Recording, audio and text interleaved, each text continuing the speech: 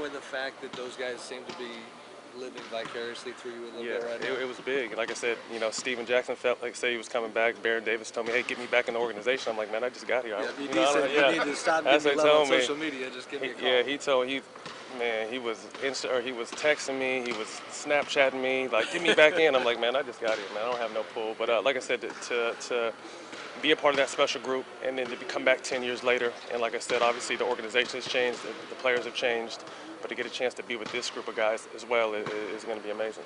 Matt, in Sacramento, you were kind of the voice of reason. You were, kind of calming Boogie down at times. Is it kind of easier when you're coming in a situation like this where you don't have that much of a mental strain to have to try to? It's just something that I've learned to do. I've been through so much, and I've played with a lot of amazing players, and I've been a troubled player in the past. Someone that very passionate, but sometimes that passion is misread.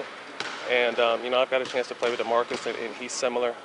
Draymond and I have been bonding like the last 3 years. He's been trying to get me here, and I see a lot of myself, my younger self in him. It's just his passion and playing on the edge. And I think it's a thin line between playing on the edge and going over. And I think that edge is what keeps our competitiveness and makes us who we are. So, like you said, this team has got everything they need. I just hope they fit in and help win. You want to bring some edge? Is that one of your roles? Absolutely. I think I'm definitely still going to be me. I'm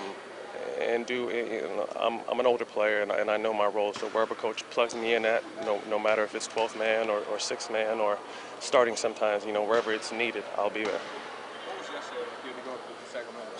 Yesterday was crazy. I landed, and then I had to go back and get some clothes. So I was going to take the train, and then I put that on Instagram, and like 8 people hit me up, and like one of my friends came to the train station and grabbed me and took me to Sac. I stayed the night there, got some clothes, and then I drove back this morning.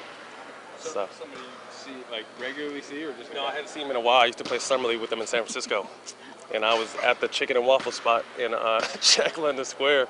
He's like, "Hey man, I'm going to Sacramento in 15 minutes. Like, come grab me," and it worked out that way. You want to give that guy a shout out, or? I'm giving him tickets tonight. Okay. It's a good trade-off. Okay.